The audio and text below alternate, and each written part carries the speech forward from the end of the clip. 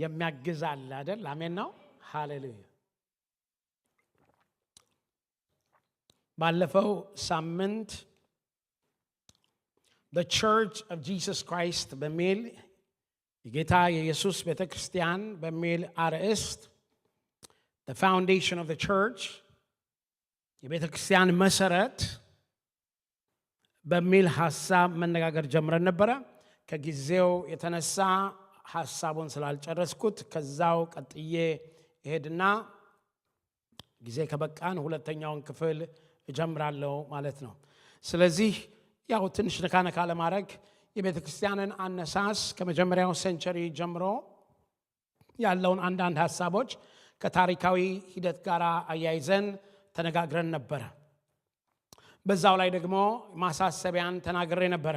ስለ ሶስት አይነት ቤተክርስቲያን እንደሚናገር፣ በአንደኛ ደረጃ ስለ ግለሰብ ወይም ኢንዲቪጁዋል ስለሆነ ቤተክርስቲያን፣ ሁለተኛ ስለ አጥቢያ ወይም ደግሞ ስለ ሎካል ቸርች እንደሚናገር፣ በሶስተኛ ደረጃ ደግሞ ስለ ዩኒቨርሳል ቸርች ስለ ዓለም አቀፋዊው ቤተክርስቲያን እንደሚናገር እሳቤዎችን ተናግሬ ነበረ። The foundation of the church። ስለዚህ ስለ ቤተክርስቲያን መሰረታዊ ነገር እየተነጋገር ነው ያለው። እንግዲህ ስለ ቤተክርስቲያን መሰረታዊ ነገር ስንነጋገር ባለፈው ያነበብነው ክፍል ትዝ ይላችኋል። ማቴዎስ 16 ላይ ቆመን ነው የጀመርነው ሐሳቡን። በኋላ ላይ ሜቢ ነካ አረገ ይሆናል። ለምን አክቹሊ አናነበውምና አንሄድም። ማቴዎስ 16ን ከቁጥር 13 ጀምሮ እስከ 19 ያለውን መደበኛ የተነሳንበትን ሐሳብ ይዘን እንሄዳለን። እሺ፣ ጴጥሮስ ለኢየሱስ ማንነት መናገሩ ይላል በአዲስ መደበኛ። ኢየሱስ ፊልጶስ ቂሳሪያ ወደ ተባለው ግዛት በደረሰ ጊዜ ደቀ መዛሙርቱን ለመሆኑ ሰዎች የሰውን ልጅ ማን ነው ይላሉ ብሎ ጠየቃቸው። እነርሱም አንዳንዶቹ መጥምቁ ዮሐንስ፣ ሌሎች ኤልያስ፣ ሌሎች ደግሞ ኤርምያስ ወይም ከነቢያት አንዱ ነው ይላሉ አሉት። እርሱም እናንተስ እኔን ማን ትሉኛላችሁ አላቸው። ስምዖን ጴጥሮስም አንተ ክርስቶስ የሕያው እግዚአብሔር ልጅ ነህ በማለት መለሰ። ኢየሱስም እንዲህ አለው፣ የዮና ልጅ ስምዖን ሆይ ምስጉን ነህ፣ ይህን የገለጠልህ በሰማይ ያለው አባቴ እንጂ ሥጋና ደም አይደለም። አንተ ጴጥሮስ ነህ፣ በዚህ ዓለት ላይ ቤተ ክርስቲያንን እሠራለሁ፣ የገሃነም ደጆችም አያሸንፏትም። የመንግሥተ ሰማይን መክፈቻዎች እሰጥሃለሁ። በምድር ያሰርከው ሁሉ በሰማይ የታሰረ ይሆናል፣ በምድርም የፈታኸው ሁሉ በሰማይ የተፈታ ይሆናል። አሜን። ጌታ ስሙ ይባረክ። ባለፈው ኤምፋሳይዝ ማድረግ የፈለግኩት አንድ ሐሳብ ነበረ። ቤተ ክርስቲያኔን ነው የሚለው። የኔና ይንተን አይደለም። የማን ቤተ ክርስቲያን ነው? ከማን? የጌታ የኢየሱስ ክርስቶስ ቤተ ክርስቲያን ነው። ሃሌሉያ። ስለዚህ ቤተ ክርስቲያኔን ነው እሰራለሁ ያለው። So the foundation of the church is not Peter. The foundation of church is not tradition. The foundation of the church is not denomination. The foundation of the church is Jesus himself. ሃሌሉያ። ስለዚህ ቤተ ክርስቲያን በጴጥሮስ አጽም ላይ እንደተሰራቸው አይደለችም፣ ወይም በተለያየ ዲኖሚኔሽን እንደተሰራው አይደለም። ቤተ ክርስቲያን መሰረቱ ክርስቶስ ኢየሱስ ራሱ ነው። አሜን ነው ወይ? ሃሌሉያ። ጌታ ስሙ ይባረክ። ለዚህ ነው ስለ ቤተ ክርስቲያን ብዙ ስጋት ሊገባን አያስፈልግም። ምክንያቱም የቤተ ክርስቲያን ባለቤት እሱ ክርስቶስ ኢየሱስ ነው። ስለ ቤተ ክርስቲያን ወሬ ማድረግ የሚችለው እሱ ነው። አሜን በሉኝ እስቲ። ብዙ ጊዜ ተፈትኛለሁ ስለ ቤተ ክርስቲያን ወሬ አድርጌ። ብዙዎቻችንም እንፈተናለን። ዛሬ ላሳርፋችሁ ነው። ስለ ቤተ ክርስቲያን ከኔና ከናንተ በላይ ግድ የሚለው ኢየሱስ ነው። እሱ ደግሞ ቤተ ክርስቲያንን አልተዋትም። ገና እንዲያውም አምራና ተዋ እስከምትመጣ ድረስ በጉጉት እንደ ሙሽራ ይጠብቃታል። አሜን በሉኝ እስቲ። ስለዚህ ቤተ ክርስቲያን የእሱ ነች። ቤተ ክርስቲያን የተሰራችው በራሱ ላይ ነው። I like the way the word says, I will build my church upon Christ ነው የሚለው። upon this rock ክርስቶስ ኢየሱስ ላይ። ከዛ የገሃነም ደጅ ሊቋቋመው አይችልም። ምክንያቱም ቤተ ክርስቲያን የተሰራው በክርስቶስ ኢየሱስ ላይ ነው። ክርስቶስን በሶስተኛው ቀን መቃብር ሊይዘው አልቻለም ነበር። come on my friends። ስለዚህ በዚህ በትንሣኤ በተነሳው ሞትን ላሸነፈው ኃጢአትን ባሸነፈው ላይ የተሰራ ነው ቤተ ክርስቲያን። ስለዚህ ቤተ ክርስቲያን የራሱ ነች፣ የጌታ ነች። በእውነት ነው የምላችሁ፣ በጣም በጌታ ላይ ልናልፍ ያስፈልጋል። when it comes into the church it belongs to him። የሱ ነች ቤተ ክርስቲያን። አንደኛ ቆሮንቶስ ምዕራፍ 3 ቁጥር 11 ላይ ሲናገር እንደዚህ ይላል፣ ከተመሰረተው በቀር ማንም ሌላ መሰረት ሊመሰርት አይችልምና እርሱም ኢየሱስ ክርስቶስ ነው። ከተመሰረተው መሰረት ሌላ ማንም ሊመሰረት አይችልምና እርሱም ክርስቶስ ነው። ስለዚህ የቤተ ክርስቲያን መሰረቷ ክርስቶስ ነው። ኤፌሶን ምዕራፍ 2 ቁጥር 19 ላይ ሲናገር እንግዲያስ ከእንግዲህ ወዲህ ከቅዱሳን ጋር ባላገሮች የእግዚአብሔርም ሰዎች ናችሁ እንጂ እንግዶች ምጻተኞች አይደላችሁም። በሐዋርያትና በነቢያት መሰረት ላይ ታንጻችሁ የማዕዘኑም ራስ ድንጋዩ ክርስቶስ ኢየሱስ ነው። ቤተ ክርስቲያን በክርስቶስ ኢየሱስ ላይ ነው የተሰራችው፣ በሐዋርያትና በነቢያት መሰረት ላይ። ጌታ ስሙ ይባረክ። ስለዚህ ቤተ ክርስቲያን የክርስቶስ እንደሆነች እሳቤ እንዲኖረን ነው አጥብቄ የተናገርኩ ያለሁት። ቤተ ክርስቲያን የተሰራችው በሱ እንደሆነች እንድናውቅ ነው የሚያስፈልገው። ጌታ ስሙ የተባረከና የተመሰገነ ይሁን።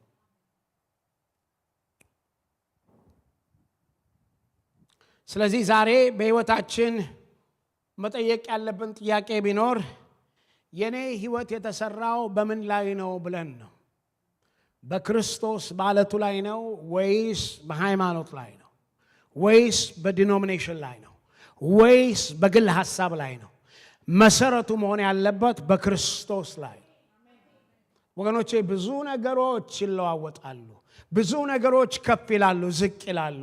ብዙ ነገሮች በተለይ ሰው ሰራሽ ነገሮች አይጸኑም። ለጊዜው በጣም ሊያምሩ ይችላሉ፣ ለጊዜው ጠንካራ ሊመስሉ ይችላሉ፣ ነገር ግን አይጸኑም። የሚጸናው በጌታ ላይ የተሰራ ብቻ ነው። ስለዚህ ባለፈው ሳምንት ስናገር ፖለቲካ እናገራለሁ ብዬ ለማስደንገጥ ሞክሬ ነበረ። እሱም ቤተ ክርስቲያን ወይም ቸርች የሚለው በእንግሊዝኛው ቤተ ክርስቲያን የምንለው ቃል ኤክሌዚያ ከሚለው ከግሪክ ቋንቋ የመጣ ነው። ከግሪክ ቃል ነው የመጣው። ኤክሌዚያ ይለዋል። ኤክሌዚያ የሚለው ቃል ኮልድ አውት የሚለው ወይም ደግሞ የተጠራ ሕዝብ ማለት ነው። እዚህ ላይ ግንዛቤ ፖለቲካ ብዬ የተናገርኩበት ምክንያት ይሄ ቋንቋ የቤተ ክርስቲያን አሁን ቋንቋ እንደተቀደሰ ቤተ ክርስቲያን ቋንቋ አልነበረም። ኤክሌዚያ ማለት ሲቲዝኖች የሚሰበሰቡበት ወይም ደግሞ ሲቲዝኖች የሚመጡበት የሚጠሩበት ነው። ስለዚህ ግሪኮች ይህንን ኤክሌዚያ ሲያደርጉ አገራቸውን ሲቲዝኖች ሰብስበው ነገሮችን ያደርጉ ነበር። ሐሳብን ይናገሩ ነበር። አዋጅን ያውጁ ነበር። ነገሮችን ይናገሩ ነበር። ስለዚህ ጌታ ኢየሱስ ክርስቶስ ልክ እንደዚህ ከንምናል እኔ ደግሞ አለ I'm going to establish የኔን ደግሞ አንድ ከበብ አደርጋለሁ፣ አንድ ማህበር አቆማለሁ ሲል ኤክሌዚያ አለ። ይሄ ኤክሌዚያ የሚለው ቃል እንዳልኳችሁ መሰረቱ አንደኛ ጴጥሮስ እሳቤውን ሲምላር ይሰጣል። አንደኛ ጴጥሮስ ምዕራፍ 2 ቁጥር 9 ላይ እናንተ ግን ከጨለማ ወደሚደነቀው ብርሃን የተጠራችሁ፣ ስለተጠራ ሕዝብ ስለፈለሰ ሕዝብ ነው። የእርሱን በጎነት እንድትናገሩ የተመረጠ ትውልድ፣ የንጉሥ ካህናት፣ ቅዱስ ሕዝብ፣ ለርስቱ የተለየ ወገን። ስለዚህ እግዚአብሔር ጌታ ኢየሱስ ክርስቶስ ቤተ ክርስቲያንን ስታብሊሽ ሲያደርጋት he said you are the people ከነዚህ ከጨለማ የመጣችሁ ሰዎች ብሎ እንዳደረገ ነው የምናየው። The church is not a place where we go, but it is who we are. It is who we are ቤተ ክርስቲያን የምንሄድበት ቦታ ብቻ ሳይሆን እኛ ማንነታችን እንደሆነ ባለፈውም ደግሜ ተናግሬ ነበር። ስለዚህ ምንድነው የዚህ የፖለቲካነት ብትሉ በሚገርም ሁኔታ እዛው ማቴዎስ 16 ላይ መጨረሻው ቁጥር 19 ቅድም ያነበብነው ላይ አንድ ሐሳብ ይሰጠናል። ይሄንን የሚያሳይ 19 አንብበው። የመንግስተ ሰማያትን መክፈቻዎች እሰጣለሁ፣ በምድር የምታስረው ሁሉ በሰማያት የታሰረ ይሆናል፣ በምድርም የምትፈታው ሁሉ በሰማያት የተፈታ ይሆናል። ተመልከቱ፣ ቤተክርስቲያን ወይም የቤተክርስቲያን ስልጣኗ በዚህ ላይ የተያዘ ነው። ይኸውላችሁ ይሄ ኤክሌዚያ የሚባለው አሁን እንግዲህ በሞደርን ኮንሰፕት በምናየው ኮንግረስ የሚባለው ለአሜሪካኖች ወይም ደግሞ ለኢትዮጵያና ለእንግሊዞች ፓርላማ የምንለውን ነው። ይሄ ስብስብ ምንድነው የሚያደርገው? አዋጅን ያወጃል። ምንድነው? ህግን ያረቃል። ህግን ይነጋገርና ህግን ምን ያጸድቃል። በአሜሪካ ሁለቱ የሴኔትና የኮንግረሱ የሴኔትና የሃውሱ ተሰብስቦ ነው ይሄን የሚያደርገው። ከዛ የበላይ ፕሬዚዳንቱ ቪቶ ፓወር አለው ምናምን። እንደዚህ ነው አሰራሩ። የውላችሁ ቤተ ክርስቲያንን ጌታ ኢየሱስ ክርስቶስ በምድር ሲፈጥራት ሲያመጣት God gave power and authority to the believers and to the church. Whatever that we say, God gave us power. ይሄንን መገንዘብ አለብን። ጌታ ለቤተ ክርስቲያን ስልጣን ሰጥቷታል። ዛሬ እኔና እናንተ በምድር እንድናወጅ በምድር እንድንናገር ስልጣን ሰጥቶናል። ዛሬ ይኸውላችሁ እኛ አንዳንዴ በአገራችን ስለሚሆነው ነገር እንጨነቃለን። ወገኖቼ ቤተ ክርስቲያን አምነን ከዚህ ብናወጅ አገራችን ይቀየራል። ለምን ብትሉኝ ለቤተ ክርስቲያን ይህንን ስልጣን ሰጥቷታል። ስለዚህ ቤተ ክርስቲያን የሚያደርገው እንደዚህ ነበር። ይሰበሰቡና ያውጁ ነበር። ስለዚህ እንደዚህ አለ፣ የመንግስተ ሰማያትን መክፈቻ እሰጣለሁ፣ በምድር የምታስረው ሁሉ በሰማይ የታሰረ ይሆናል ይላል። I like the amplified version እና እሱን አነብላችኋለሁ። I like the way it says it እና በአማርኛ ሞክረዋለሁ። ከዛ He said, I will give you the key, authority of the kingdom of heaven. Whatever you bind, forbidden, declare to be improper and unlawful on earth will have already been bound in heaven. አስረዳቸዋለሁ። Whatever you lose permitted and declare lawful on earth will have already been loosed in heaven. የአማርኛው ወይም ኪንግ ጄምስም ሁለቱም አንድ አይነት ሐሳብ ነው የሚናገረው። በምድር የምታስረው በሰማይ የታሰረ ይሆናል ነው የሚለው። ይሄኛው የግሪኩ ግን ኤክስፓንድ ያደርገው ምን ይላል? በምድር የምታስረው ይላል በሰማይ ህገወጥ የሆነውን የተከለከለውንና ኦሬዲ የታሰረውን ነው ይላል። come on my friends። ስለዚህ በምድር ደግሞ የምትፈታው በሰማይ ህጋዊ የሆነውንና የተፈቀደለትንና ኦሬዲ በሰማይ የተፈታውን ነው። ስለዚህ እኔና እናንተ as a church ጌታ እዚህ ሲያስቀምጠን በሰማይ ህገወጥ የሆነውን በሰማይ የተከለከለውን በሰማይ የታሰረውን እኔና እናንተ as a church we have been given authority to bind it on earth. አሜን በሉኝስ። አይዟችሁ፣ ይሄ በጫንቃችሁ ላይ ሳይሆን ጌታ በቤተ ክርስቲያን ላይ ያስቀመጠው ነገር። ስለዚህ ጌታ ለቤተ ክርስቲያን የሰጠው ጸጋ ነው። የቤተ ክርስቲያን የሰጠው ጸጋ ነው። እኔና እናንተ as a body of a lawmaker just እንደ ፓርላማ እንደዛ ተሰብስበው እንደሚያደርጉ ይሄ ነው አንዱ the power of prayer። የጸሎት ስልጣኑ አንዱ ይሄ ነው። አማኞች በህብረት ሆነው ከእግዚአብሔር ከተቀደሰው ከሰማዩ ሐሳብ ጋር ተስማምተው ያ በሰማይ የተፈቀደውን በሰማይ ህጋዊ ሆነውን በሰማይ እግዚአብሔር ይሆን ያለውን በምድር ይሆን፣ ፈቃድ በሰማይ እንደሆነች እንዲሁም በምድር ይሆን። ሰላም ነው። ይሄ ነው This is the authority of the church. ቤተ ክርስቲያን በዚህ ስልጣን እንድትመላለስ የተጠራችው። ቤተ ክርስቲያን በዚህ ስልጣን እንድትመላለስ የተጠራችሁ። ስለዚህ ይህንን ግንዛቤ ሊኖርን ያስፈልጋል። ስለዚህ ወገኖቼ ይኸውላችሁ ቤተ ክርስቲያን የሱ ነች፣ የጌታ ነች። ሃሌሉያ!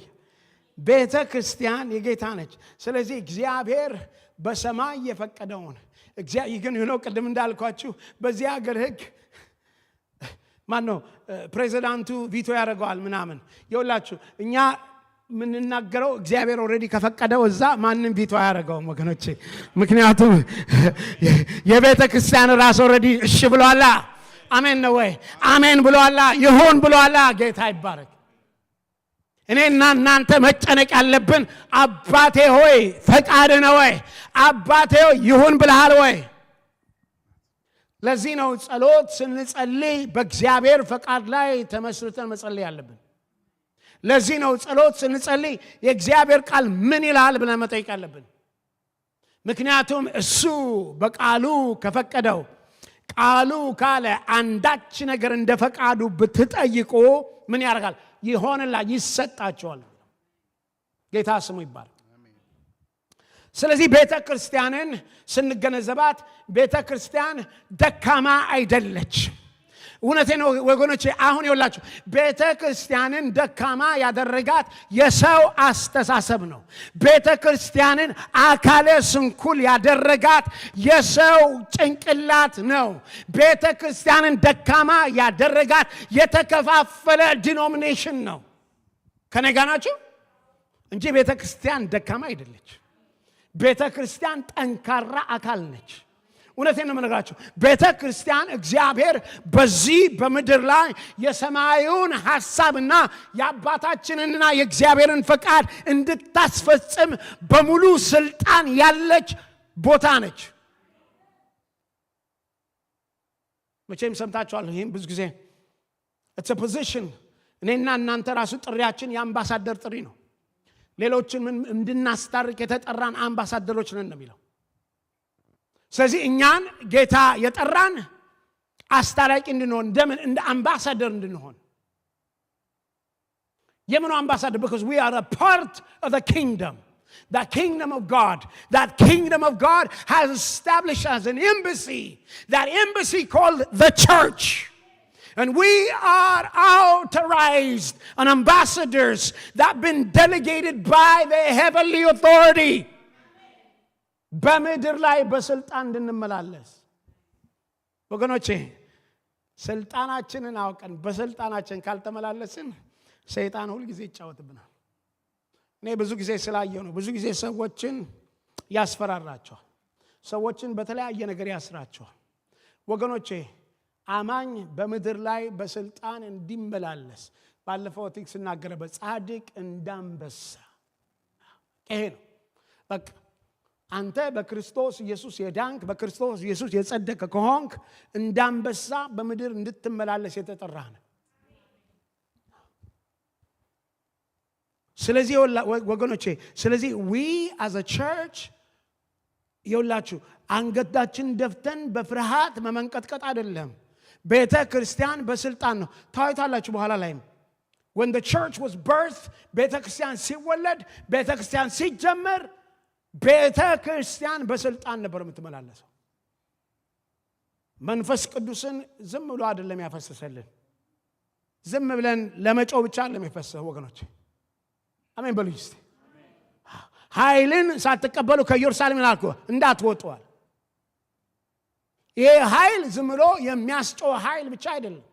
ይሄ ኃይል ልሳን ብቻ አይደለም። ይሄ ኃይል ከእግዚአብሔር የመጣ ስልጣን ያለው ኃይል።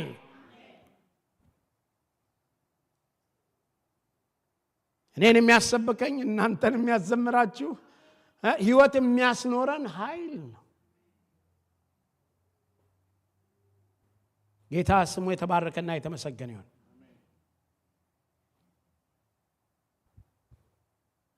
ስለዚህ እንደምታውቁት በሐዋርያት ሥራ ላይ ነው ቤተክርስቲያን በግልጽ የተወለደችው። በእርግጥም በኢየሱስ ክርስቶስ ውስጥ የተጸነሰች ብትሆንም ቤተክርስቲያን ግን ሐዋርያት ሥራ ምዕራፍ 2 ላይ officially the birth of the church ያን ጊዜ ነው የመጣው።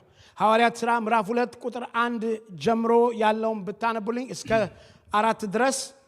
እሺ። በበዓለ ሃምሳ ቀን መንፈስ ቅዱስ ወረደ ይላል አርስቱ።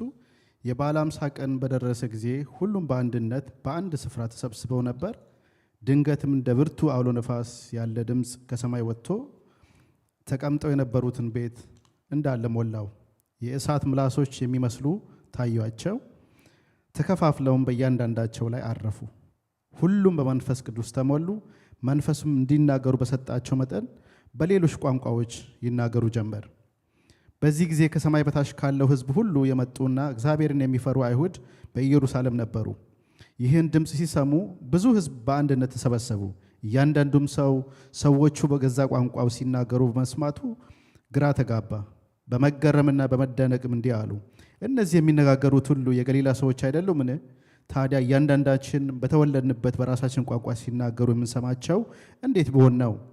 እኛ የጳርቴና፣ የሜድ፣ የኢላሜጤም ሰዎች በመስጦሚያ፣ በይሁዳ፣ በቀጰዶቅያ፣ በጳንጦስ፣ በኢስያ፣ በፍርግያ፣ በፊንፊልያ፣ በግብፅ፣ በቀሬና አጠገብ ባሉት በሊቢያ አውራጃዎች የምንኖር ከሮም የመጣን አይሁድና ወደ ይሁድነት የገባን የቀርጤስና የአረብ ሰዎች ስንሆን ሰዎቹ የእግዚአብሔርን ታላቅ ሥራ በየቋንቋችን ሲናገሩ እንሰማቸዋለን። አሜን። እሱ ያቆማል። ተመልከቱ፣ የዚህ ጊዜ ነው ጴጥሮስ ተነስቶ ከሰበከ በኋላ 3000 ነፍሳት ወደ ቤተ ክርስቲያን በአንድ ጊዜ የተጨመረው። እንደምታውቁት ወንድማችን ጴጥሮስ መቼም ችኩል ነው፣ በሁሉ ነገር አንደኛ ነው። ፈሪ የነበረ 3 ጊዜ የካደ መጥቶ ግን ቤተ ክርስቲያን ሲወለድ በመንፈስ ቅዱስ ተሞልቶ ያንን የካደውን ኢየሱስ ምን አድርጎ በ3000 ሰው ከዛ በላይ ሕዝብ ፊት ቆሞ የተናገረው። ቤተ ክርስቲያን በዛ ጊዜ የተወለደችው። ሐዋርያት ሥራ ላይ እንሂድ።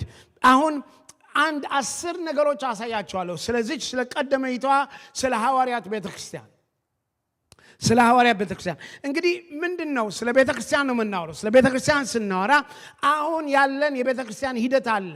ባለፈውም ጊዜ እንደተናገርኩት የቤተ ክርስቲያን ሂደት ላይ በየዘመኑ በ4ኛው ክፍለ ዘመን፣ በ11ኛው ክፍለ ዘመን፣ በ16ኛው ክፍለ ዘመን፣ በተለይ ደግሞ 16ኛው ክፍለ ዘመን የኛ የፕሮቴስታንት እንቅስቃሴ የጀመረበት፣ እንደገና ደግሞ በ18ኛው ክፍለ ዘመን ግሬት አዌክኒንግ የጀመረበት፣ እንደገና ደግሞ በ19ኛው ክፍለ ዘመን የመንፈስ ቅዱስ ዳግመኛ የወረደበት። ምን ያልኩ ነው? ቤተ ክርስቲያን በየዘመኑ የሚያክላት የሚገዳደራት ነገር አለ። በየዘመኑ ደግሞ ቤተ ክርስቲያን የምትወጣውና የምትገለጥበት ማንነት አለ። አይ ወንደር ቤተ ክርስቲያን አሁን በእኛ ዘመን እንዴት ሆና እንደምትገለጥ። ብዙዎቻችን ኢንክሉዲንግ ሚ ብዙዎቻችን ሪቫይቫል እንፈልጋለን፣ እንጠማለን። ቤተ ክርስቲያን እንደምንጠብቀው ሪቫይቫል ይነሳል? እሱን ጌታ ነው የሚያውቀው። ሐዋርያት ሥራ ምዕራፍ 2ን ከፍተህ ከቁጥር 42 እስከ 47 ያለውን ታነብልኛለህ። በዚህ ውስጥ 10 ነገሮች እናያለን። እነሱን ነካ ነካ እያረኩኝ አልፌ እናገራለሁኝ። 10 ነገር አያለው በዚህ ላይ ስለ ሐዋርያት ቤተክርስቲያን ማለት ነው።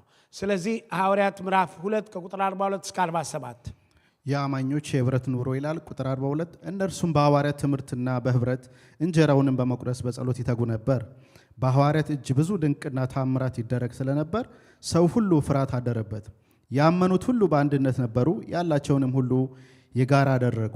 ሀብታቸውንና ንብረታቸውንም እየሸጡ ለእያንዳንዱ ሰው የሚያስፈልገውን ያህል ይሰጡት ነበር። በየዕለቱ በቤተ መቅደስ በአንድነት እየተገናኙ በቤታቸውም እንጀራ እየቆረሱ በደስታና በቀና ልብ ይመገቡ ነበር። እግዚአብሔርንም እያመሰገኑ በሕዝቡ ሁሉ ፊት ሞገስ ነበራቸው። ጌታም የሚድኑትን በቁጥራቸው ላይ ዕለት በዕለት ይጨምር ነበር። አሜን። ስለዚህ አንድ 10 ነገር በዚህ ላይ እናገራለሁ ስለ ቀድሞ ቤተክርስቲያን የሚያሳየን። እንግዲህ አንድ ነገር ለምሳሌ የሆነ እክል ሲገጥመው ወይ አንድ ነገር ሲሆን ሁሉ ጊዜ to go back to the original is the most important thing። ምክንያቱም የቱ ጋ ነው ሚስ ያደረግነው ብሎ ማየት ይቻላል ማለት ነው። ስለዚህ what was the church of the apostles at the beginning እንዴት ነበር ብለን ስጠይቅ የመጀመሪያው ነገር የምናየው እዛው ምዕራፍ 2 ቁጥር 42 ላይ በህብረት በሐዋርያት ትምህርት የሚል ቃል አለ። they were devoted to the word of God። የመጀመሪያው ነገር የምናየው በነሱ የነበረው ነገር ምንድነው ብንል በሐዋርያት ትምህርት ምን ያደርጉ ነበር? ይተጉ ነበር። ይተጉ ነበር ማለት they gave value to the scriptures ለእግዚአብሔር ቃል ከፍተኛ ስፍራ ቦታ ሰጥተው ነበር። ያው እንደምታውቁት አሁን እንደዚህ ተጠርዞ እንደመጣው አይደለም። በዛ ሰዓት እነዚህ ሐዋርያቶች ከእግዚአብሔር ጋራ ከጌታ ጋራ ከነበራቸው ግንኙነት ከጌታ ትምህርት በቀጥታ ለቤተ ክርስቲያን እያስተላለፉ ነበር። አንደኛ ዮሐንስ ላይ ሲናገር ዮሐንስ እንደዚህ ይላል፣ ስለ ሕይወት ቃል ከመጀመሪያ የነበረውን የሰማነውን ዓይኖቻችንም ያየውን የተመለከትነውም እጆቻችንም የዳሰሱትን እናወራለን። ሕይወትም ተገለጠ፣ አይተንማል፣ እንመሰክርማለን።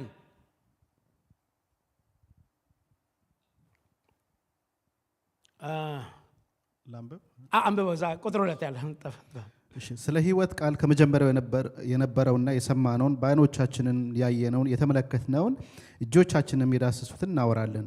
ሕይወትም ተገለጠ፣ አይተንማል፣ እንመሰክርማለን። ከአብ ዘንድ የነበረውንም ለእኛ የተገለጠውን የዘላለም ሕይወት እናወራላችኋለን። እናንተ ደግሞ ከእኛ ጋር ኅብረት እንዲኖራችሁ ያየነውንና የሰማነውን ለእናንተ ደግሞ እናወራላችኋለን። አሜን። በቃ እዛ ጋር ስለዚህ ተመልከቱ። አሁን ብንድ ነበር ያቺ ቤተክርስቲያን ምን ነበር የምታደርገው? በሐዋርያት ትምህርት ተጋ ነበር። ስለዚህ መሰረታዊ ክርስትና ትምህርት ላይ በእግዚአብሔር ቃል ላይ ይተጉ ነበር። ዛሬ ቤተክርስቲያን ምናልባት በብዙ መንገድ ስንመለከት ቤተክርስቲያን ውስጥ ብዙ የተቀላቀሉ ነገሮች አሉ። ዛሬ ብዙ ሳይኮሎጂ፣ ብዙ ፊሎሶፊ፣ ብዙ የሰው አመለካከት ነው ፑልፒት ላይ የሚሰበከው። በዛ ጊዜ ግን purely to the word of God ቤተክርስቲያን ክፍት ነበረች፣ ክፍት ነበር። ስለዚህ በቀጥታ የእግዚአብሔርን እውነት ሐዋርያቶቹ ራሳቸው ኤክስፒሪየንስ ያደረጉትን ያዩትን ከጌታ ፈርስት ሃንድ የሰሙትን ያቀርቡ ነበረ።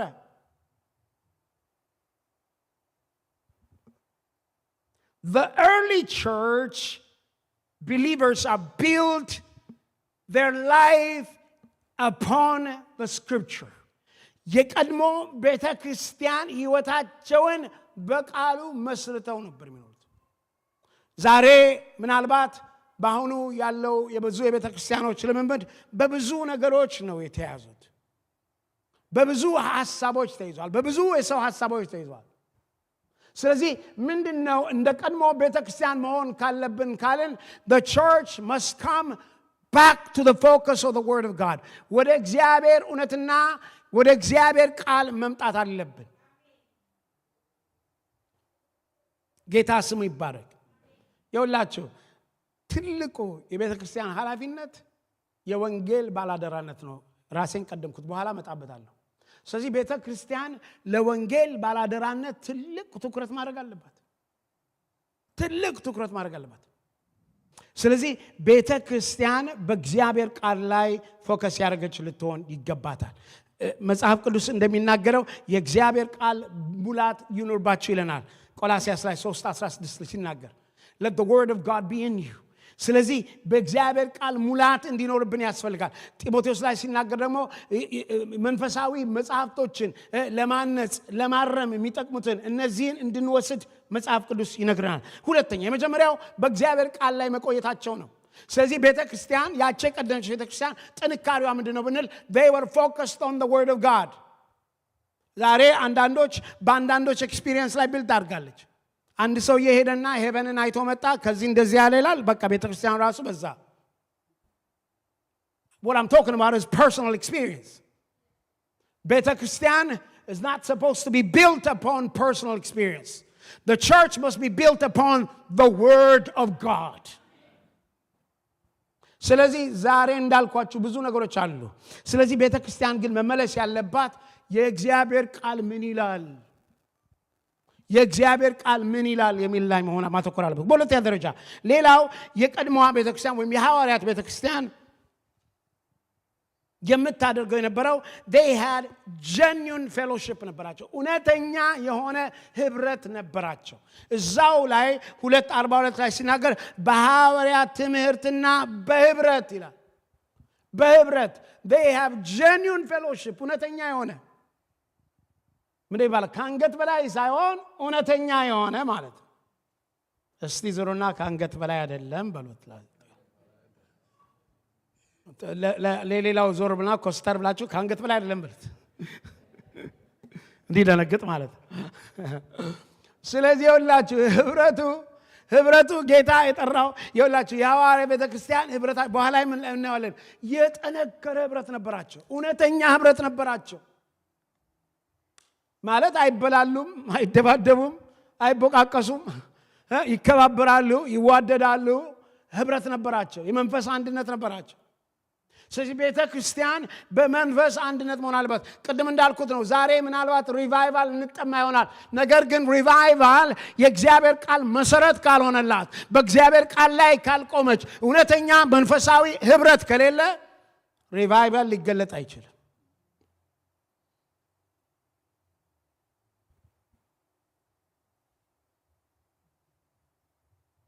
እዛው ላይ ቅድም ያነበው ላይ የሚገርም ቃል አለ።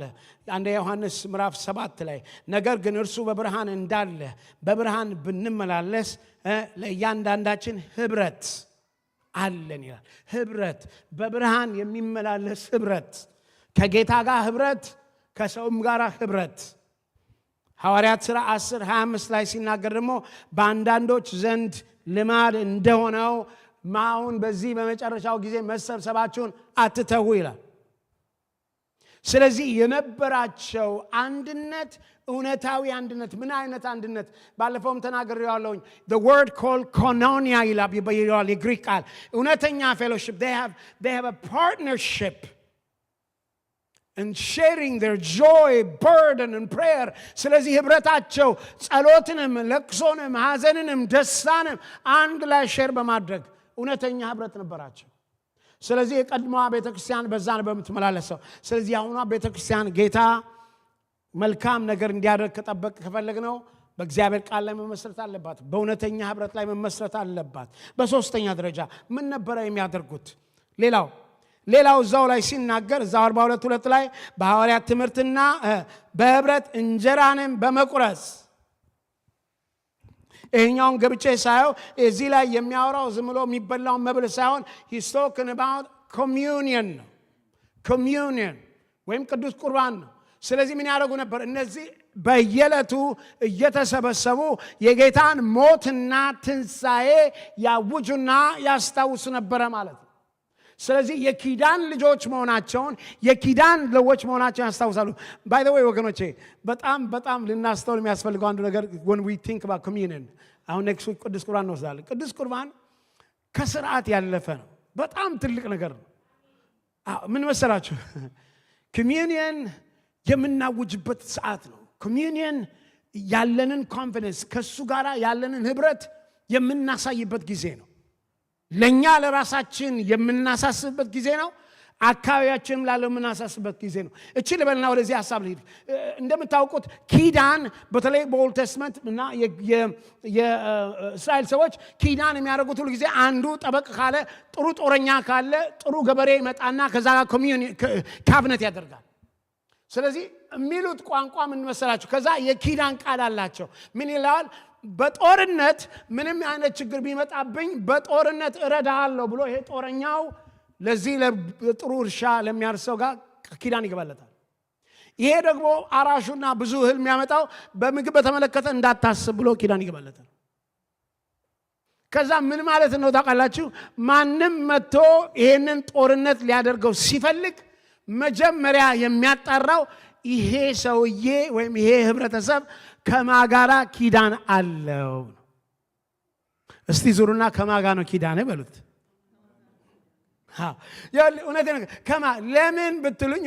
ለምን ብትሉኝ ኪዳኑ ከጦረኛ ጋር ከሆነ በጦር እንደማይሸነፍ ያውቃል። ለዚህ እኮ ነው ሀያላን መንግስታት እየዞሩ እነ ራሻም እነ አሜሪካም አለውላችሁ የሚሉን። ኢትዮጵያ አሁን ከሶማሊያ ጋር ኪዳን አላት ሲባል እና ከአሜሪካ ጋር አላት ሲባል የተለያየ ነው። ሶማሊያኖች ወዳቸዋለሁ። ግን ለምንድን ነው ብትሉኝ ኪዳኑ ከምን ከአቅም አንጻር ከጉልበት አንጻር ማለት ነው። ስለዚህ ወገኖቼ እኔና እናንተ ኪዳን የተፈጸመልን ኪዳን ዲክሌር የተደረገበት ጌታ ኢየሱስ ክርስቶስ ይህ የአዲስ ኪዳን ደሜ ነው ብሎ ደሙን አፍስሶ ኪዳኑን ስታብሊሽ ያደረገው ከአምላካችን ከእግዚአብሔር ጋርና ከልጁ ከኢየሱስ ክርስቶስ ጋር ነው። ስለዚህ እኔና እናንተ ቅዱስ ቁርባን ምናምን ስንወስድ የምናሳስበው ዓለምን እኔ እኮ የንጉሥ ልጅ ነኝ፣ ሃሌሉያ፣ እኔ እኮ ለነፍሴ የሞተልኝ ኃጢአቴን ዕዳ የከፈለ ማንም የማይነካኝ ጌታ እንዲጠብቀኝ የሆነ ጌታ አለኝ ነው የምለው። I like what is 1 Corinthians chapter 3 verse 16 17 ላይ እንደዚህ የሚል ቃል አለ. You are the temple of God ይላል. If anyone touches or destroy the temple, he said, he himself, God himself will destroy it ይላል። ቤተ መቅደሱን አንድ ሰው ሊያፈርሰው ይሞክራል፣ እሱ ራሱ ያፈርሰዋል። ስለዚህ እኔ የኪዳን ልጅ ነኝ። እኔን የሚነካ እኔን ለማፍረስ ቢሞክር ማን ራሱ ጌታ ምን ያደርገዋል? ያፈርሰዋል። ስለዚህ የኪዳን ስምምነታችን ኪዳንን ስናስብ ኮሚኒየን ስንወስድ የታጠበልን ኃጢአት የተቀበለን ጌታ ያጸደቀንን ጌታ እንደሚጠብቀን ፕሮሚስ የገባልን የእስራኤል አምላክ አይኖቹን አይተኛም አያንቀላፋም የሚለን አምላክ እንዳለ ጌታ ስሙ ይባረክ። ስለዚህ ምን ያደርጉ ነበር? እየተሰበሰቡ ይህንን ያደርጋሉ። ስለዚህ ለምን ደፋር አይሆኑ? እኛ እኮ መድፈር ያቃተን እኮ ለዚህ ነው። እኛ እኮ ጌታ ፕሮሚስ ያደረገልን አልተውህም አልለቅም ያለን ፕሮሚስ ያደረገልን እኮ ጌታ አለ። አረ ኢየሱስ ጌታ ነው። If God is for me, who can be against me? Hallelujah. ጌታ ስሙ ይባረክ። ስለዚህ ይህንን እሳቤ ሊኖረን ይገባል። ስለዚህ ይህንን ያደርጉ ነበረ። አሁንስ ቤተክርስቲያን ዝም ብላ ለይስሙላ ነው የምናደርገው ወይስ እቺ ወራዊ ወር በመጣ ብለን ነው የምናደርገው? ወይስ ይሄ ነገር ገብቶናል ወይ? ካልገባ እንዲገባን ያስፈልጋል። ምክንያቱም that would be our strength። በአራተኛ ደረጃ የሐዋርያት ቤተክርስቲያን የምታደርገው መቼም የሁሉ ተናግሬ በኋላ ላይ የጥንቱን ሃይማኖት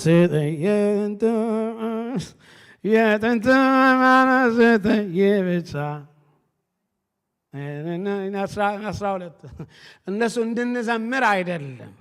ተግባብተናል? ምንድን ነው እንድንነቃ ነው። አሜን በሉ እስቲ። እሺ ፓስተር ቴዲ ሌክቸሩን ተውና ቀጥለ። እሺ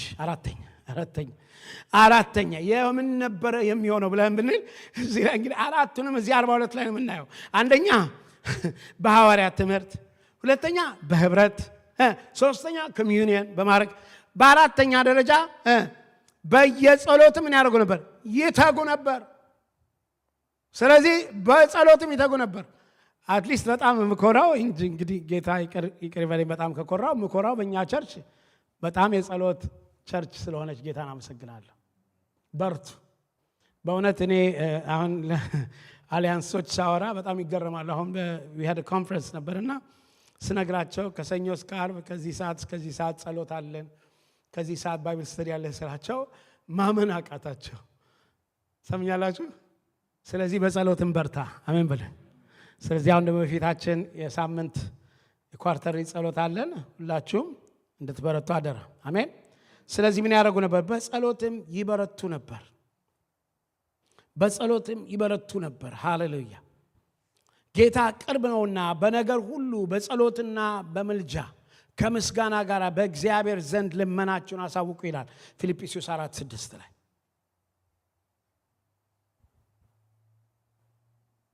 ስለዚህ ለቀድሞዋ ቤተ ክርስቲያን prayer was not a luxury. Prayer was not something extra curriculum activity አልነበረም። Prayer was the oxygen of the early church.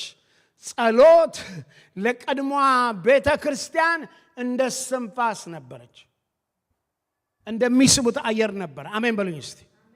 ስለዚህ ጸሎትን ያደርጉ ነበር። ስለዚህ ሌላው የቤተ ክርስቲያን ወይም ደግሞ የሐዋርያት ቤተ ክርስቲያን ጥንካሬ ነበረ። ስለዚህ እኛም መሆን ካለብን በዛ ነው። በአምስተኛ ደረጃ እና ቁጥር 43 ላይ ነገር ግን በሰው ሁሉ ፍርሃት ሆነ ይላል። በሰው ሁሉ ፍርሃት ሆነ። ሌላው የቀድሞ ቤተ ክርስቲያን የነበራት ነገር ምን ነበራቸው? there is a reverence። እግዚአብሔርን መፍራት ነበረባቸው። ዛሬ ትልቁ ምናልባት የቤተ ክርስቲያን ችግር የእግዚአብሔር ፍርሃት የማጣት ጉዳይ ነው። ሰዎች አይሬስን ይፈራሉ፣ ግን እግዚአብሔርን አይፈሩም። እውነቴን ነው የምነግራቸው። ዛሬ እግዚአብሔርን መፍራት ማለት በቃ ሰው የሚያደርገውን ነገር ስለሚያደርገው ነገር ሪስፖንሲቢሊቲ ለመውሰድ ሌላ ነገር እኮ እግዚአብሔርን መፍራት ብቻ እኮ ይበቃል። ስለዚህ የቀድሞዋ ቤተ ክርስቲያን እግዚአብሔር መፍራት ነበረባት። እኔ በፍጹም ልረሳው ማልችለው ምናልባት የ9 ዓመት ወይም የ10 ዓመት ልጅ ሆኜ ነው በኢትዮጵያ ውስጥ በነበርኩ ጊዜ ልጅ ሆኜ። ለእኔ ጋሽ ዳንኤል ነው የምለው፣ ሐዋርያው ዳንኤል መኮንን በጣም የማከብረው የምወደው መንፈሳዊ አባቴ ነው። እና በጣም በዛ ኤጅ ሆኜ አይ ሪሜምበር መሰረተ ክርስቶስ ማጋሸም ትዝ ይላል። ኦሎምፒያ የነበረ መሰረተ ክርስቶስ የነበረ ጊዜ የሚገርም የእግዚአብሔር ክብር እኔ አይ ዶንት ኖ ከዛ ጊዜ በኋላ አይቻላውቅ። አካባቢው ስትመጡ ቸርቹማ ስትመጡ ጉድ ነው። አካባቢው ስትመጡ የእግዚአብሔር ፍርሃት ይታወቅ ነበር። ጌታን መጠይቀው እንደዛ አይነት መንፈስ እንዲያመጣል። አሜን ነው። ምን አይነት እግዚአብሔርን የማክበር ፍርሃት ነው። እግዚአብሔር ይገለኛል ምናም አይደለም። እግዚአብሔርን የማክበር ፍርሃት የማይገለን በኢየሱስ ክርስቶስ ኢየሱስ ስለሞተልን ነው እንጂ ስለኛ አይደለም። ገባቻል? በእኛ አይደለም፣ ግን ጌታ ኢየሱስ ስለከፈለልን በእኔና በጌታ መካከል ስለቆመልን እኛን ከሞትም አዳነን፣ ከሞት ፍርሃትም አዳነን። አሜን በሉኝ እስቲ። ነገር ግን እግዚአብሔር መገኘት ፍርሃት። ስለዚህ አንዱ የቀድሞዋ ቤተክርስቲያን የነበራት ትልቅ ነገር የእግዚአብሔር መፍራት፣ የእግዚአብሔር ማስፈራት። ስለዚህ ሰዎች ስለ ሁኔታ አይደለም፣ ሰዎች ስለ ሰው አይደለም፣ ሰዎች ስለ ፓስተሩ አይደለም፣ ሰዎች ስለ ሽማግሌዎች አይደለም፣ ሰዎች ስለ ጓደኞቻቸው አይደለም። ሰዎች የሚያደርጓቸው እርምጃ እግዚአብሔርን ስለሚፈሩ ነው።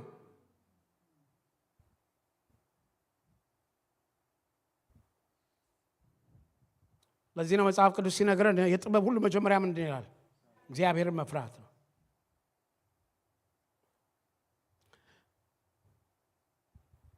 ስለዚህ ምንድነው happen ያደረገው ብለን ስንል the early church did not take God lightly. እንደ ቀላል አይወስዱትም። they honor him and they honor his presence. እግዚአብሔርንና እርሱን መገኘቱን ግርማውን በክብር ነበር የሚያዩት። ስለዚህ ቤተክርስቲያን በአዲስ ኪዳን ቤተክርስቲያን አሁን ያለችው እግዚአብሔር ቦታ ያንን ካልሰጠች ብዙ ነገር ሊሆን አይችልም። ስድስተኛ እዛው 2:43 ላይ ያለ ቃል ነው። በሐዋርያትም እጅ ብዙ ድንቅና ምልክት ተደረገ። ለምን? የእግዚአብሔር ግርማ፣ የእግዚአብሔር መገኘት፣ እግዚአብሔር መፍራት ስለነበረ። ያመኑትም እነዚህ ምልክቶች ይከተሏቸዋል። በስሜ አጋንንትን ያወጣሉ፣ በአዲስ ቋንቋ ይናገራሉ፣ እባቦችን ይዛሉ፣ የሚገድል ነገር ቢጠጡ አይጎዳቸውም፣ እጆቻቸውን በደዌ ላይ ይጭናሉ፣ እነርሱ ምን ይድናሉ። ስለዚህ የቀድሞዋ ቤተክርስቲያን በዚህ በደንብ ትመላለስ ነበር። አሁንም የሚመላለሱ የሉም እያልኩ አይደለም፣ አሉ።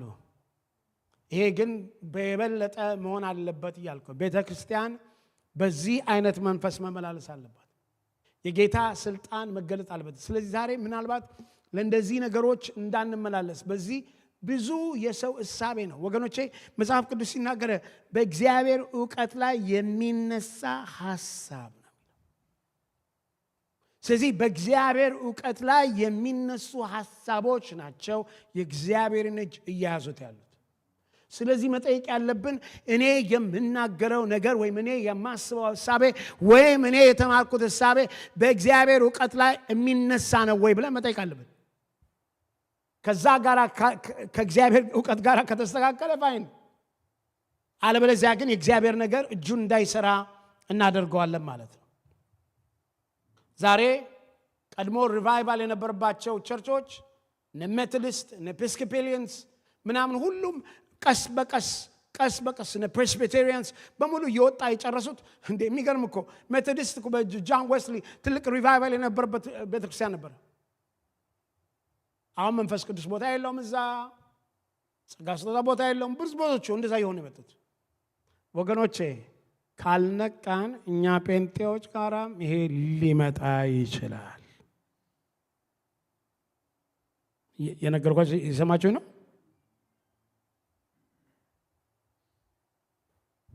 ምን ማለት ነው? እኛም ቀስ በቀስ ነገሩን ይሄ እያለን እናወጣው እንችላለን።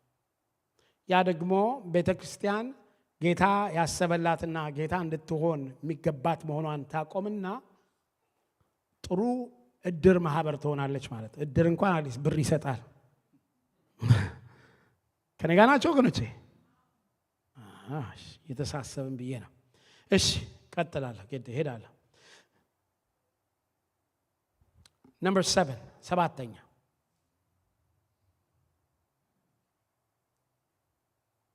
ሁለት 42 ላይ ያመኑትም ሁሉ አብረው ነበሩ ይላል። አብሮነት፣ ህብረት፣ በሰላም ማሰሪያ የመንፈስን አንድነት ለመጠበቅ ትጉ ይላል ኤፌሶን 4:3 ላይ አብረው ነበሩ። unity is not uniformity. unity ወይም ደግሞ ህብረት ይሄ አንድ አይነት ልብስ መልበስ አይደለም። but it is a oneness of heart የመንፈስና የእንትን አንድነት ማለት። ስለዚህ ያንን አንድነት ነበራቸው። ስለዚህ ቤተ ክርስቲያን የሁላችሁ ሁላችንም አንድ አይነት እንደኔ መላጣ መሆን የለባችሁ። ግን ጸጉር ኖራችሁ በመንፈስ ግን እንግባባ እንችላለን። አሜን ነው ወይ? ሁላችሁም እንደኔ አይነት እምነት ሊኖራችሁ ላይችል ይችላል። ነገር ግን በዋናና በመሰረቱ ላይ ግን መግባባት እንችላለን። አሜን በሉ እስቲ። ስለዚህ ያንን በእግዚአብሔር እውነት ላይ ምን ነበራቸው? ህብረት ነበራቸው። ስለዚህ as a church we must be united መሆን አለብን። ስምንተኛ የሚሆነው እዛው 2:45 ላይ ደግሞ ማናቸውም እንደሚያስፈልግ ለሁሉ ያካፍሉ ነበር ይላል። ምን ነበራቸው መሰላችሁ? they began to practice radical generosity. ምን አይነት በጣም የሚገርም አይነት ልግስና ያለበት ነበር። ደጎች ነበሩ፣ ሼር ይደራረጉ ነበር። ስለዚህ ቤተክርስቲያን ያሁኑ ቤተክርስቲያን በዚህ መንፈስ ልትመጣ ይገባታል። ያንን የቀደመውን ነገር የምንፈልግ ከሆነ ማለት ነው። ቆሮንቶስ ላይ ያለው ቃል ደስ ይለኛል። እግዚአብሔር በደስታ የሚሰጠውን ይወዳል። ስለዚህ God looks for generous giver ነው የሚለው እንግሊዝኛው። በደስታ የሚሰጥ joyfully, generously። ስለዚህ ጌታ እንደዚህ እንድንሆን ይፈልጋል። ስለዚህ ስጦታቸው ወይም ደግሞ ያላቸው ህብረት ያላቸው ግንኙነት ዝም ብሎ ሳይሆን it was out of the flow of the love of God ከእግዚአብሔር ከነበራቸው ፍቅር ሙላት የሚወጣ ደግነት ነበር፣ ቸርነት ነበር። Number 9 ዘጠነኛ they have joyful and simple heart ምን በደስታ በጥሩ ልብም ምግባቸውን ይመገቡ ነበር ይላል 2:46 ላይ በጥሩ ልብ ወገኖቼ ልባችሁ ጥሩ ይሁን። በእውነት ነው የምላችሁ፣ ልባችሁ ጥሩ ይሁን። በጥሩ ልብ፣ በተንኮል በሁለተኛ ሐሳብ ምናምን አይሁን። በጥሩ ልብ ዛሬ የቤተ ክርስቲያን ክብደት አንዳንዱ ሰው ጥሩ ልብ አለመኖሩ ነው። ጥሩ ልብ ካለን ብዙ ነገሮችን ማድረግ እንችላለን። when we have good heart we can work with people። ግን ጥሩ ልብ ከሌለን ግን በቃ ምንም ነገር ምክንያቱም it is out of the flow of our abundance of the man's heart or the mouth ከሰው ልብ የሞላው ነው የሚፈሰው። ስለዚህ ሰው ጠማማ ልብ ካለው ጠማማ ነገር ብቻ ነው የሚያስበው። ስለዚህ ልባችሁ ጤነኛ ከሆነ መልካም የምታስቡ ከሆነ መልካም ነገር ነው የምታደርጉት። To those who are pure, he said, all things are pure. To those who are defiled, even the things that are pure are defiled. ለንጹሃን ምን ይሆኑ ሁሉ ነገር ንጹህ ነው ይላል። ስለዚህ ከጥሩ ልብ በጥሩ ልብ እና በደስታ ነበር የሚያደርጉት። ስለዚህ መልካም እና ጥሩ ልብ ያስፈልጋል። Their joy came out of from the heart. That overrunning from the heart. ከዚህ ውስጥ በሚወጣው ከመልካም ሰው ከልቡ የሞላው ስለሚወጣ ሰው ከሆዱ የሚፈልቅ እንደዛ ስለሆነ።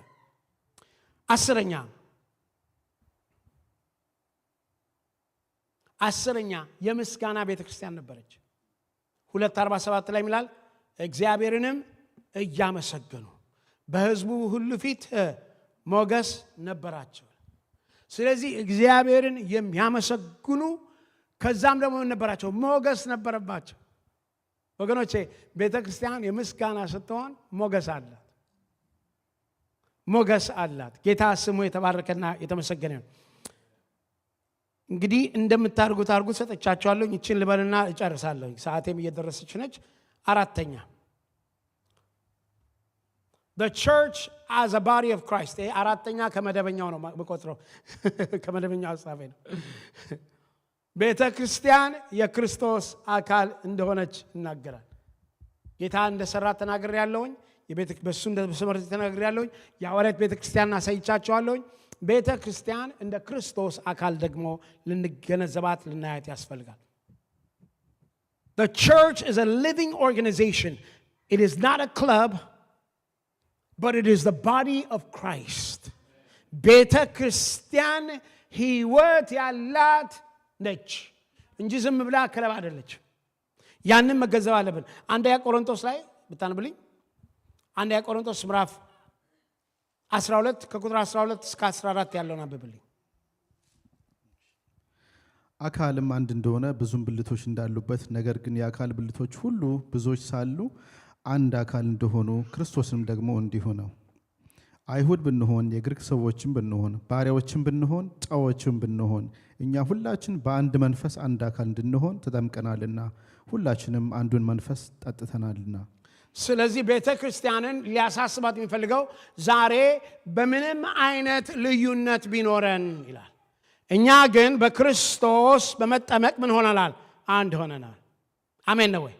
ስለዚህ እዚህ ላይ ሲናገር የግሪክ ሰው ብትሆኑ ወይም አይሁዳዊ ብትሆኑ የተገረዘ ብትሆን ወይ ያልተገረዘ ብትሆን ሁላችን ግን በክርስቶስ አንድ። ስለዚህ when we think about the church ይኸውላችሁ ብዙ ጊዜ ይሄ ነው። አንዳንዴ ቅድም እንዳልኩት በጣም በተለይ ቤተክርስቲያን ውስጥ ትልቁ ችግር ምን ታውቃላችሁ? እንደኔ አታስብም፣ ስለዚህ አልፈልግም፣ እንደኔ ካልሆንክ አልፈልግም የሚል ሐሳብ ነው። ከኔ ጋር ናችሁ? ለምን ቢባል እያንዳንዱ የተለያየ ብልትና አካል ነው። እንደ አፍንጫ ሁሉን አይንን can you imagine ሰውነቴ ሁሉ አፍንጫ እንዲሆን መፈለጌ ነውር አይደለም? ይገባችኋል ብለው። ስለዚህ እያንዳንዳችን የተለያየ ብልቶች ነን። ግን እያንዳንዱ ብልት ግን በአካል ውስጥ ሁሉም ምንድነው? አስፈላጊ ነው። ሁሉም ግን የማአካል ሁሉም የማን ነው? የክርስቶስ ነው። አሜን ነው ወይ? ስለዚህ ይኸውላችሁ መከፋፈሉ አይደለም መለያየቱ የተለያየ አይነት መሆናችን አይደለም። we have to understand we cannot all of us be the same. ቅድም እንዳልኩት it's not about uniformity but in our differences but we can still be united in Christ Jesus. በልዩነታችን ግን የአካሉ ላይ ያለንና በክርስቶስ አካል ላይ የተገጣጠምን ስለሆነን በዛ ምን እንሆናለን? አንድ እንሆናለን። ስለዚህ ቤተክርስቲያን ሊያሳስበን የሚፈልገው ቤተክርስቲያን የክርስቶስ አካል ነች። የክርስቶስ አካል ነች። ሃሌሉያ። ቀደም የተናገርኩት ቃል በጣም ያስፈራኛል። እናንተ የመንፈስ ቅዱስ ማደሪያ አይደላችሁም ይላል። ማንም ያንን ቢያፈርሰው ማን ራሱ ያፈርሰዋል። ትዝ ይላችኋል ጳውሎስ ክርስቲያኖችን እያሳደደ በሄደ ጊዜ ጳውሎስ ሆይ ለምን ታሳደኛለህ ብሎ የተገለጠ ማን ነው? ኢየሱስ ነው። ጳውሎስ ቤተክርስቲያን ነበር የሚያሳድደው። ግን ቤተክርስቲያንን ማሳደድ ማለት ማን ማሳደድ ነበረ? ጌታ ኢየሱስ ማሳደድ ነበረ። ስለዚህ ዛሬ when we are dealing with church we need to understand we are dealing with Christ. Why? Because the church belongs to Christ. ለዚህ ነው እንደ አገልጋይ እንደ ፓስተር ማረፍና መተኛት ያለብኝ ስለ ቤተክርስቲያን። ቤተክርስቲያኑ ባለቤቱ፣ ገዢው፣ ኃላፊው አንተ ነህ። አሜን በሉ። አለበለዚያ ሌላ ነገር ነው የሚመጣው። ምክንያቱም ከአቅሜ በላይ ለሆነ ነው። ስለዚህ ለጌታ አሳልፎ መስጠት፣ የጌታ እንደሆነ ማመን፣ ጌታ ለቤተ ክርስቲያኑ እንደሚያስብላት ማመን። ጌታ ስሙ ይባረክ። ስለዚህ ቤተ ክርስቲያን የክርስቶስ አካል ነች፣ አካሉ ነች። ይህ ምን ማለት ነው? The church must operate from the head. ከራስ ነው መመላለስ ያለው። ስለዚህ የቤተ ክርስቲያን እሳቤዋ፣ ድርጊቷ፣ ሂደቷ፣ አሰራሯ መሆን ያለበት ይሄ የክርስቶስ ሐሳብ ነው ወይ? ወገኖቼ ዛሬ ቤተ ክርስቲያን የሚያደክመው የቤተ ክርስቲያን የግል ስርዓት ነው። ሰሙኛላችሁ?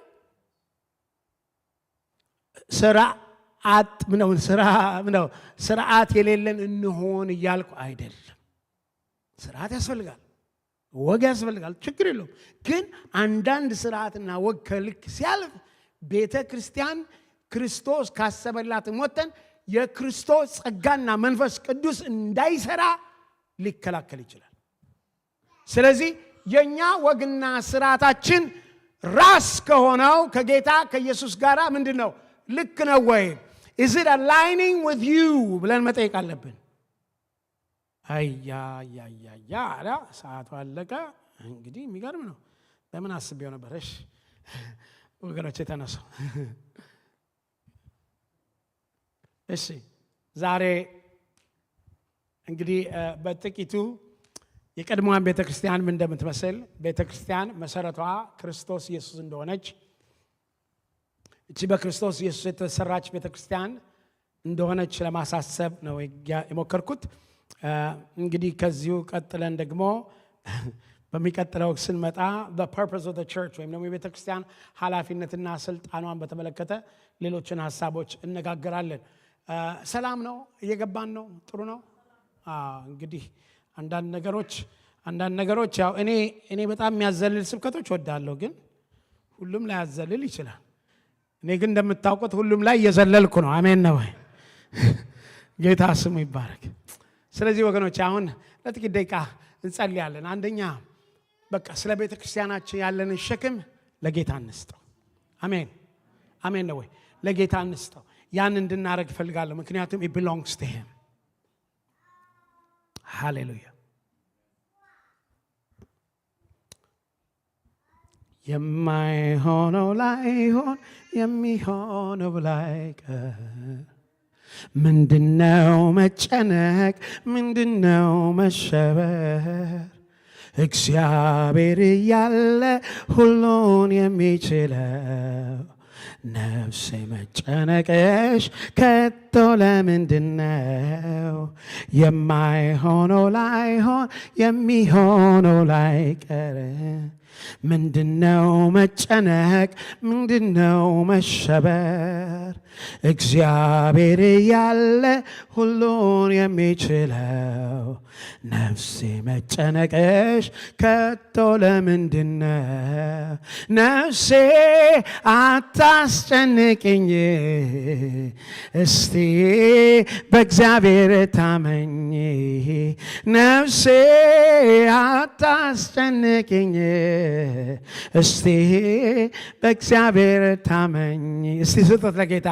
የማይሆነው ላይሆን የሚሆነው ላይቀር፣ ምንድነው መጨነቅ? ምንድነው መሸበር?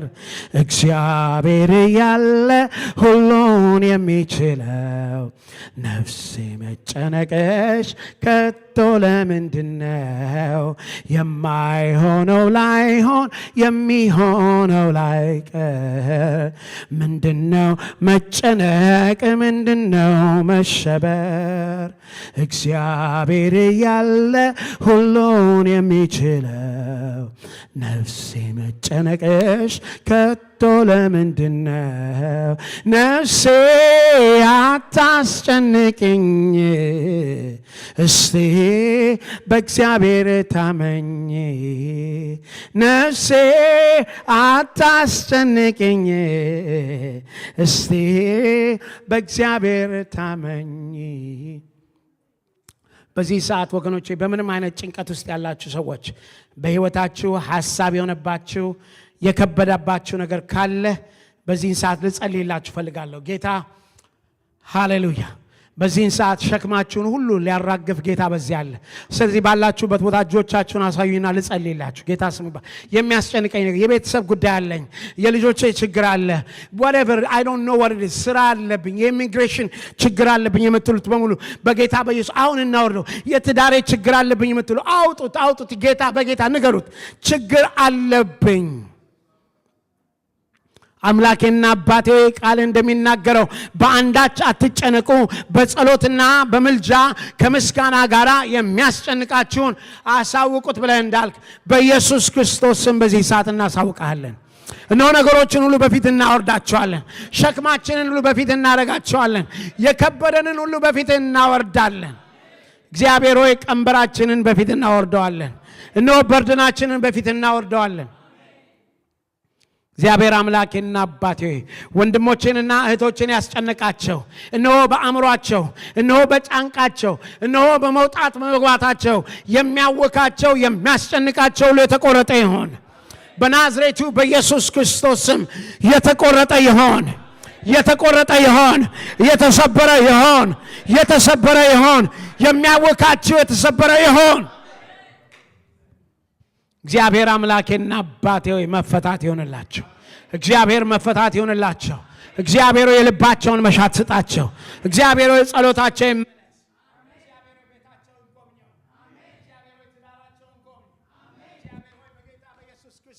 ጎብኛቸው።